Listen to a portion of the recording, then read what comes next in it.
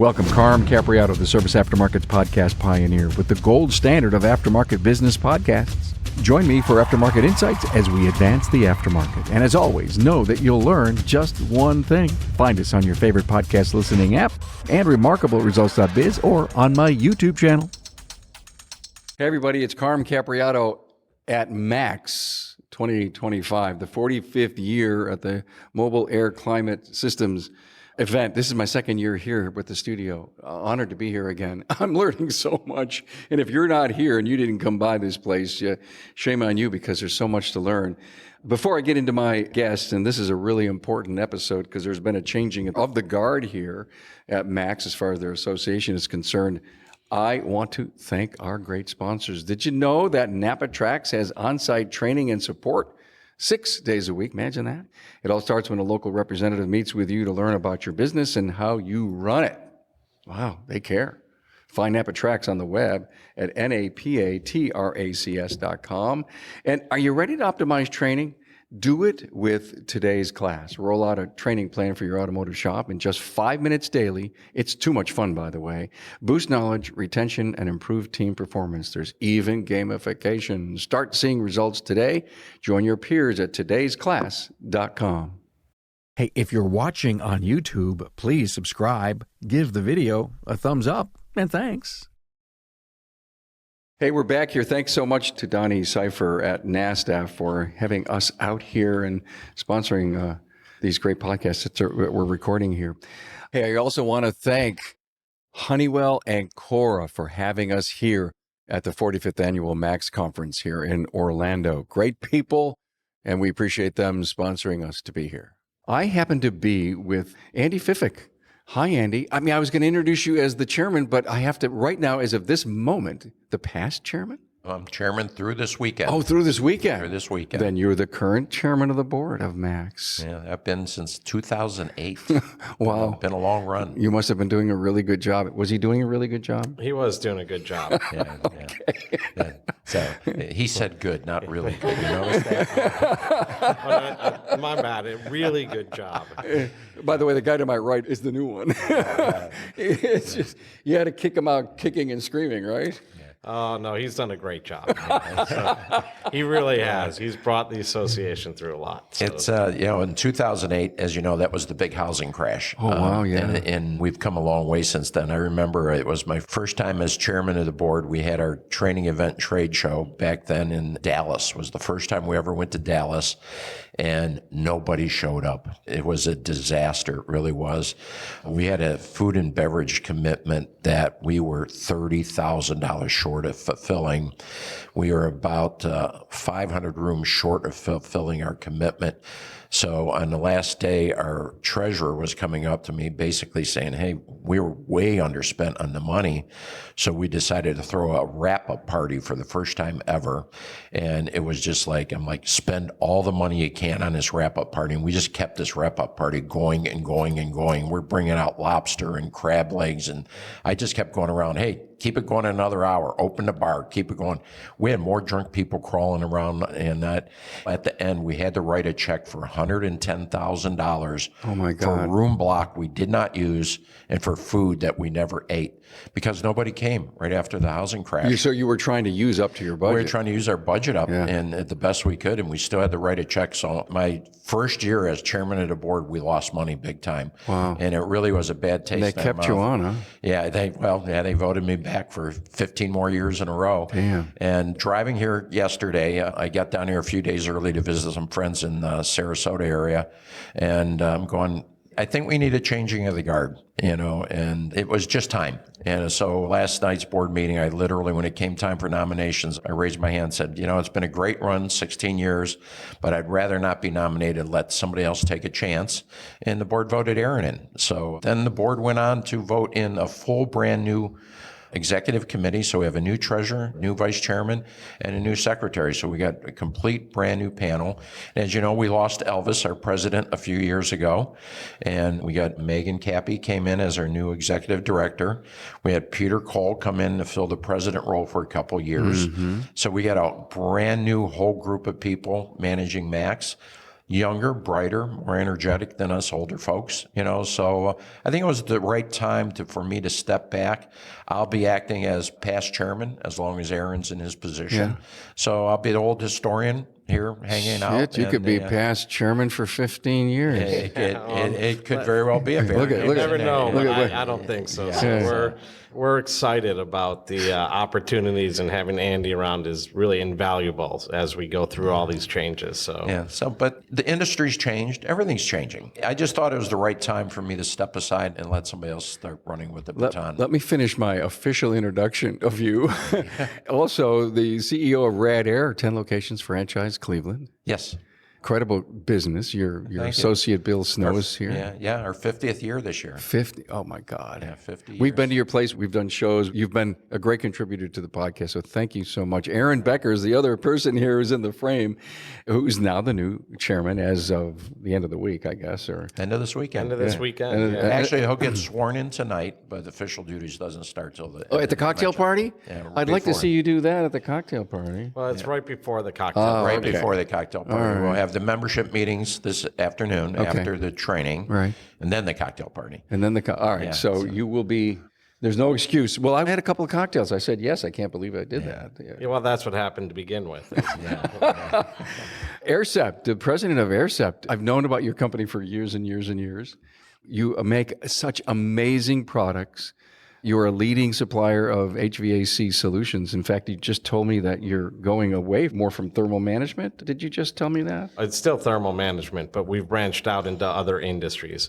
So the mobile industry is still our primary business, being air conditioning and thermal management, but we've also moved into the stationary air conditioning side. So the commercial and residential air conditioning. You have won so many awards. I was just, for the hell of it, just got on your website and saw the incredible innovations that you guys do. I mean, the whole company started by trying to rethink everything. Yeah, basically what we do is we try to, it's time saving. So help car manufacturers reduce warranty. So when there's a known issue or a known problem, we get approached saying, we have this issue, can you help us solve it? And so we'll help the car manufacturer, and then from that point forward, we'll eventually bring it into the aftermarket and go from there. Andy's done a great job with the organization. It's gone through a lot of changes. The industry's gone through a lot of changes, and that's really hard to navigate. Different OEs come into the play. The car manufacturer is not the same as what it was 5 years ago or 10 years ago. Andy brought a unique perspective to it, especially owning 10 shops, understanding what's coming in, and really helping navigate MACS to where it's at today. So What I'm taking away in just our first day and last evening in some discussions and seeing the list of the incredible training here today and the interviews that we have done so far today, I am getting such a feel for thermal management as one of the most important newest frontiers. That it's been here forever, but it's one of the newest frontiers, especially because of the EVs and how hard those systems have to work on them vehicles.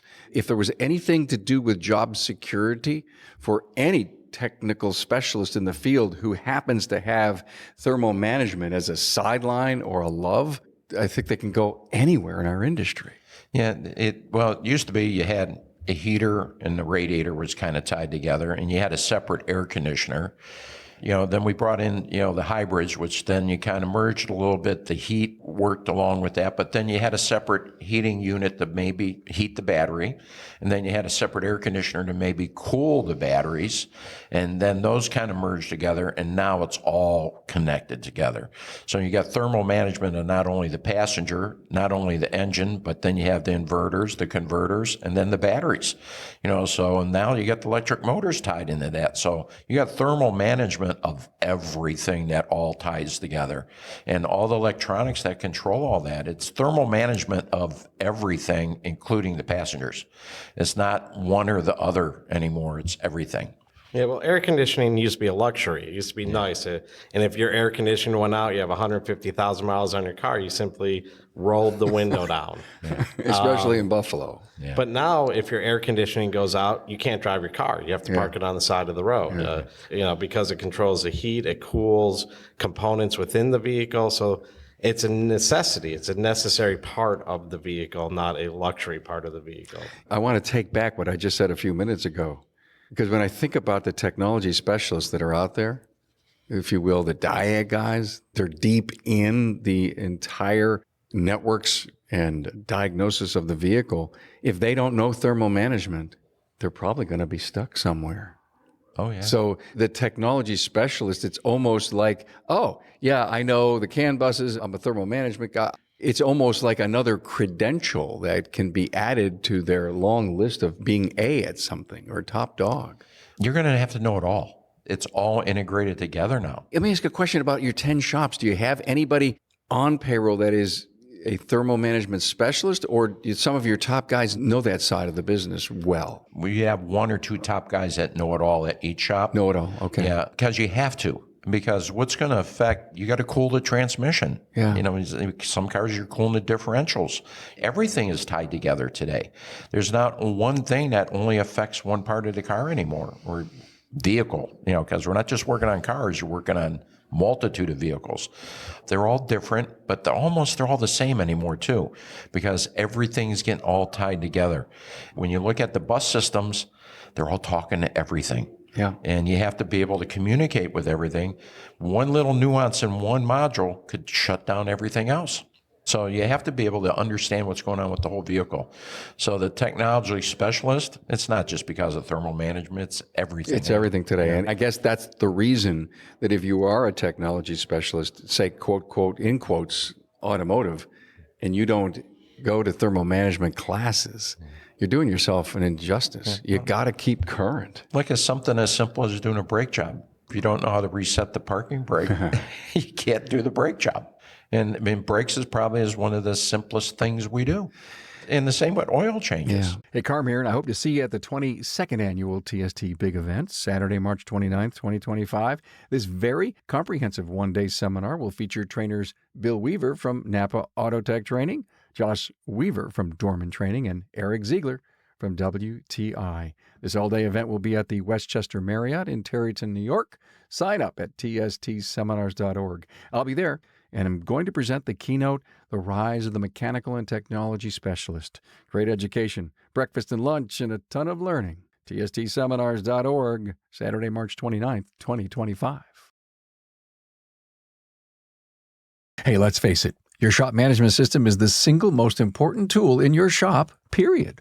NAPA Trax has made selecting the right shop management system easy by offering the industry's best, most comprehensive SMS. Now, it all starts when a local representative meets with you to learn about your business and how you need to run it. After all, it's your shop, so it's your choice, and having local representation is a huge plus. Customizing Trax to your business, whether you're a one-person shop or a large multi-bay or multi-location company, a representative consults with you to help optimize your shop's workflow, efficiency, and profitability. Trax always has the flexibility to do business how you need to do it, which means it can also grow as your business grows. And unlike the other guys, will be there for you after installation with the best training and support in the business. Yes, a learning management system tailored to each role in your company. Simply put, Trax was designed and built for shop owners just like you. Visit us on the web at NAPA Trax, that's NAPATRACS.com. Transform your team with today's class, where automotive training is easy, quick, and fun. Just 5 minutes a day on our app can eliminate hours of looking up forgotten information later. It's perfect for technicians, advisors, and managers alike. Keep critical knowledge fresh and top of mind, ensuring your team operates at peak efficiency. Today's class is impactful, accessible from anywhere, and a bit of fun too, and we're not talking about after-hours pizza either. For training that gets results, turn to todaysclass.com.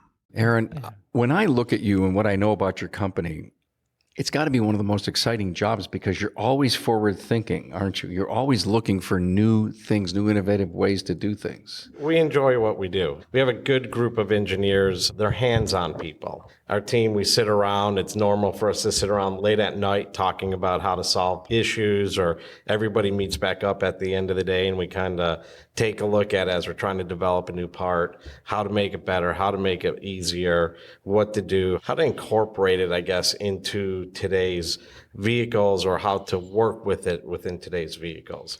And it's fun. I swear I saw you at a show once, and didn't you have a component? Didn't you have the evolution of how you kept making them better or upgraded them? Yeah, I think so. We did do that. And I just put a new one together yesterday, actually, on that exact same subject of the evolution. And for the gearheads like me, we love coming to see Aaron in the booth because, like, oh, what did they come up with this year? You know, because it's I got to really have this. exciting. Yeah. It's like somebody looking for a new app for their phone. They want the new It's tool. actually more exciting than that because we get to hold it. Yeah. Oh, that's funny. That's really good. Guys like us, we want to hold it. We want to feel it. Yeah, we want to use it. Yeah. We all say our parts are easy to bring along. They're easy to demo. They fit in your hand. They fit in the bag.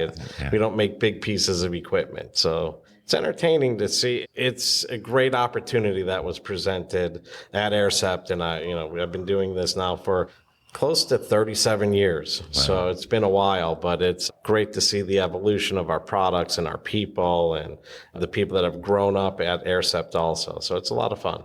How do you guys keep up with all this new changing technology as it comes to the refrigerants? I think you adapt the mindset that it's just part of the game. I mean, and if anything, you never get bored. If you did, I don't think you'd be in the business. It's just part of the evolution of what we do.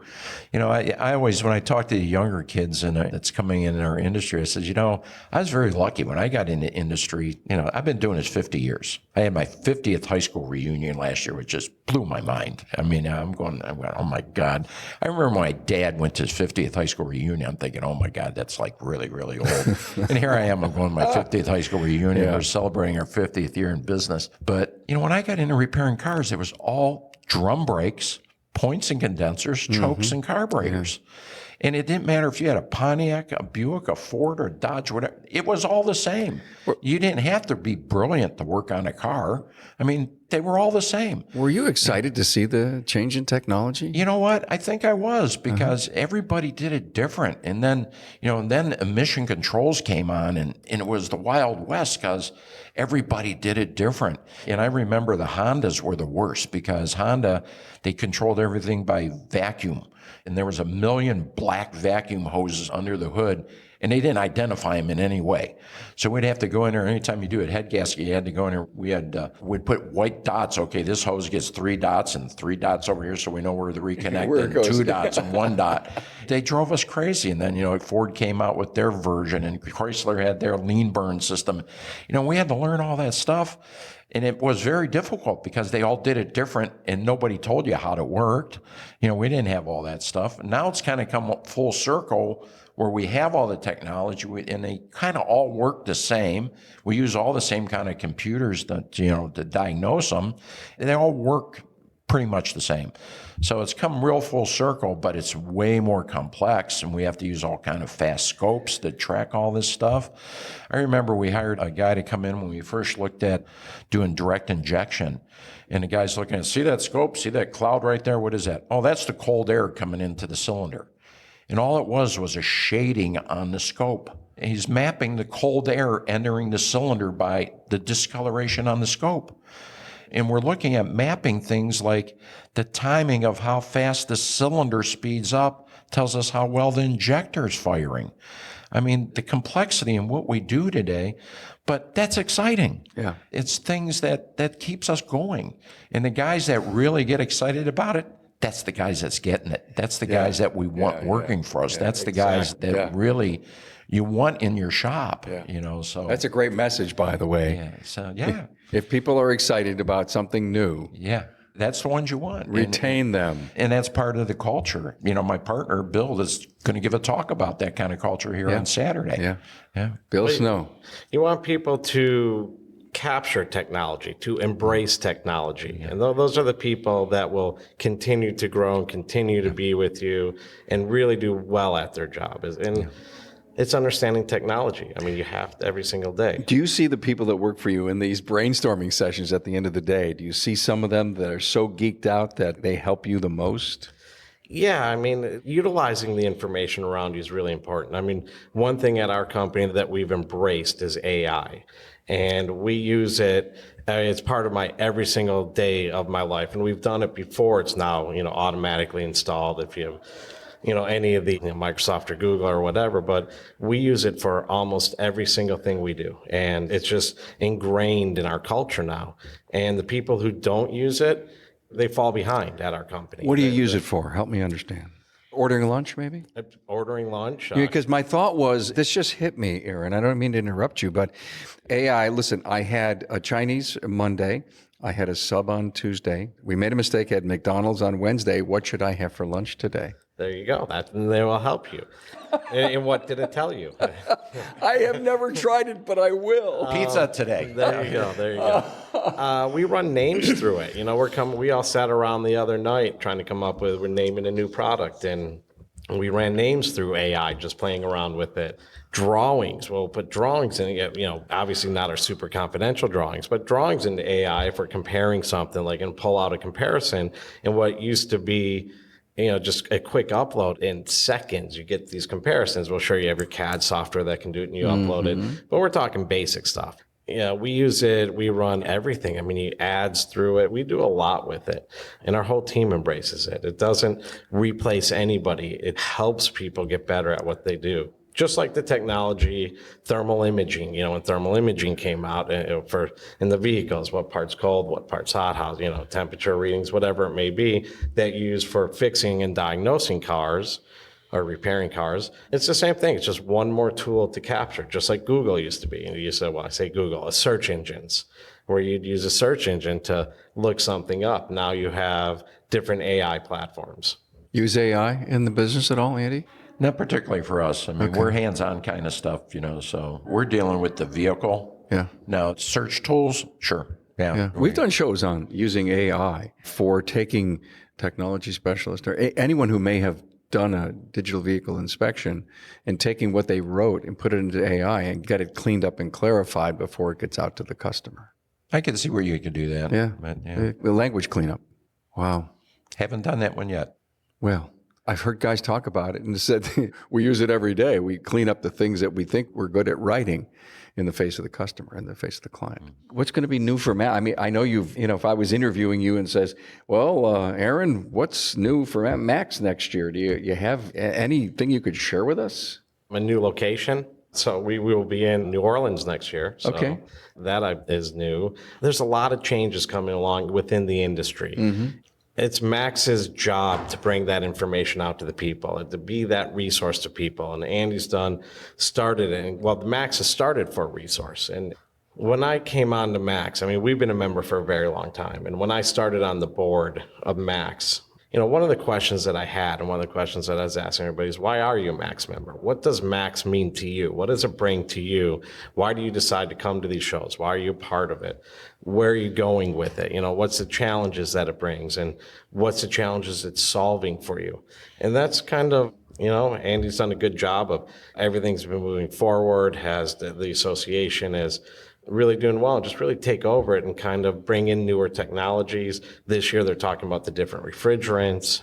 They've expanded the training classes and really just kind of keep what's going and just pushing it forward and getting it out there to more people. It's the best specialty training in the industry. By far. Yeah. If you want to be in thermal management, this is the place to be, especially in heavy duty, and off-road. Really the only place for those two venues, period. It's not offered anywhere else. I've been in industry 50 years. I'm sitting in classes this morning. I took 3 pages of notes. I'm still learning every time I come here.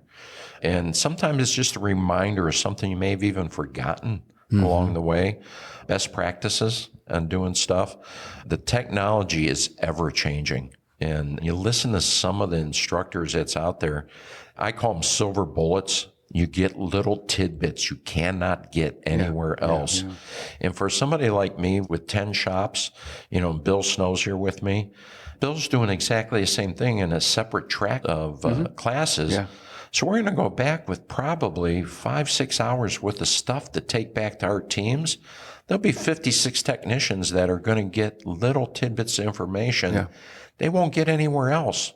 That's invaluable to us. That'll give us that next level of specialty that nobody else in our neighborhood's going to have. And Andy, besides the technical side of the industry, you've also got business management classes, which is you can't get enough of today. And what amazes me is you will learn just as much in the hallways as you do in the classrooms. I'm a believer. That's what I was going to say is that the networking here is, you have everybody walking around from the technicians, shop owners, distributors, manufacturers. And as you said, you run across somebody and people are willing to transfer information and say, hey, I had this problem fixing this one vehicle. Is there anything you can tell me, any little pointers you can tell me in working on this and whatever it may be. And everybody talks about that. I was at lunch today. Hey, how do you handle flushing this kind of car? What do you do with this one over there? The shop owners, and we don't have it going at this, but every once in a while we'll do a lunch roundtable, and we just throw out different topics over 45 minutes worth of lunch.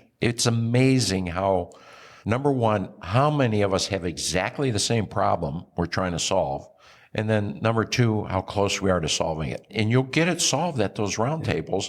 And we all come up with the same solutions, just a little different way. It almost blows my mind every time we're here. You both nailed it on the networking.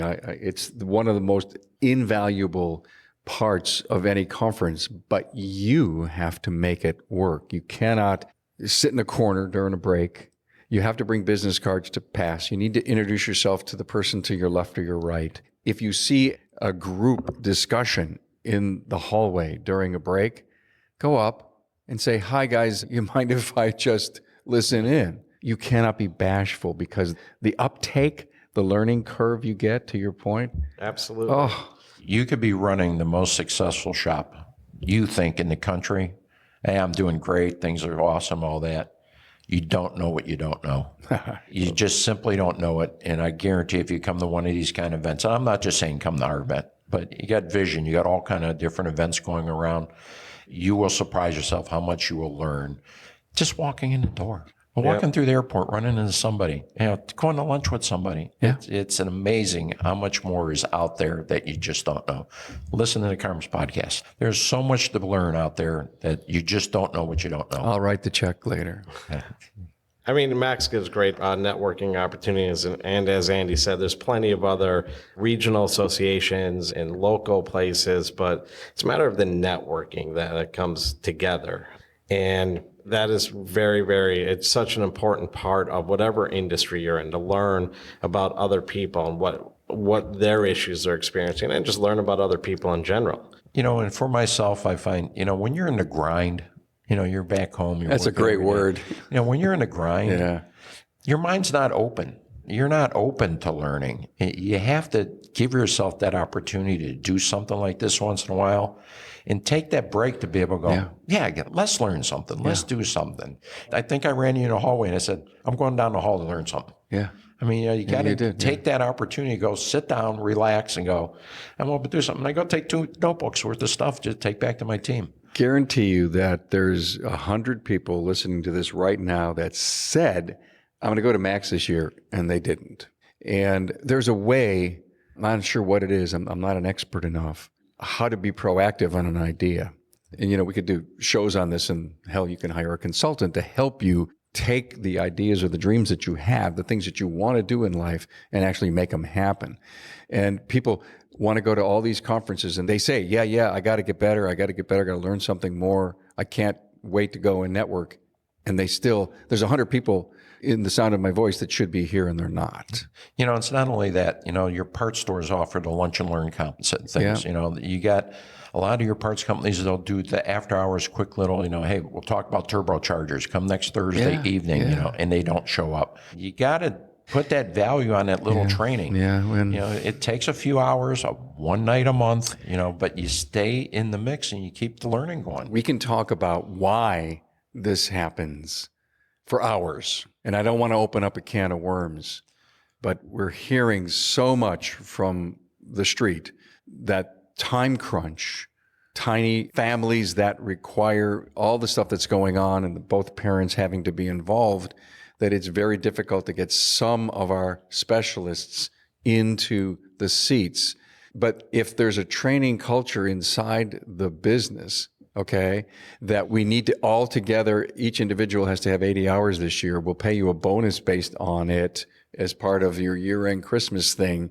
And we don't care what you get for your training. Go out to a local college night school or attend a lunch and learn or attend this night class or that night class or go to a conference. We'll all go together. If there's not a formal even ownership role of their own individual, the owner getting continuous training. And I'm calling it today, in fact, I'm breaking my own rule right now because of my language shift. I don't want to call it training anymore. I want to call it continuing education. Those are the words that I want to use. And I think if you stop to say, athletes train, we educate. It's the value you put on the education. If you can go attend an event that may take up one day at a time, but you learn something that can save you an hour a day, your payback is pretty quick on that. Yeah. And so it's a matter of understanding the value of the training, what you're looking for, going to the right training sessions, but really just going. And that's the key, is understanding, all right, I'm going to take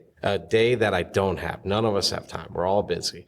But that day is going to save me how many hours over the next year? Yeah. That's a matter. You have to look at it that way. I don't think people do the math like that.